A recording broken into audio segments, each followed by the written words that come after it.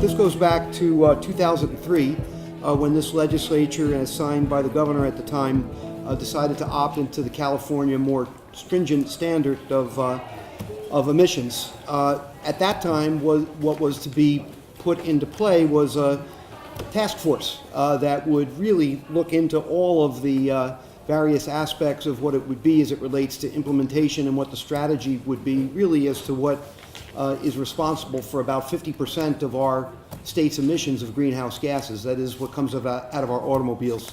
It's interesting that politics took over.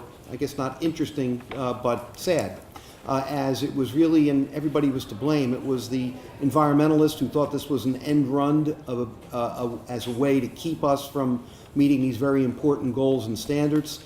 On the other end of it, there were, I think Governor Cody, believe it or not, had appointed one or two individuals, got a lot of pushback, and for those same reasons, Governor Corzine didn't, and certainly Governor Christie, for the last 8 years, had no interest in constituting this committee. So it's a new day, and it's very interesting as to where we find ourselves with, because in 2018, the goals that we have are now 20,000 either complete electric or hybrid vehicles. To put that in perspective,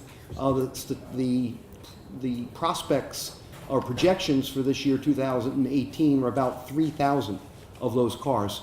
So needless to say, we're not very close to meeting our goals, but they're beyond goals and they're the law. And that gets into the second component of this, where there is a great concern, and I think one that's well-founded, that the manufacturers of these vehicles will simply dump them on the Jersey dealers. The manufacturers are in the best position to swap with other states. I don't know why I'll pick Oklahoma, but I'll pick that one. Relative to getting various credits and credit banks they can swap out with some of the other electric manufacturers, such as, I'm skipping Elon Musk. Tesla, there he is. It happens with old age. As opposed to the dealers who really won't. And don't have those same incentives. The manufacturers would be in the best position to offer incentives that, combining with the ones that are economic and available through federal government now, could actually try to get close to meeting these goals.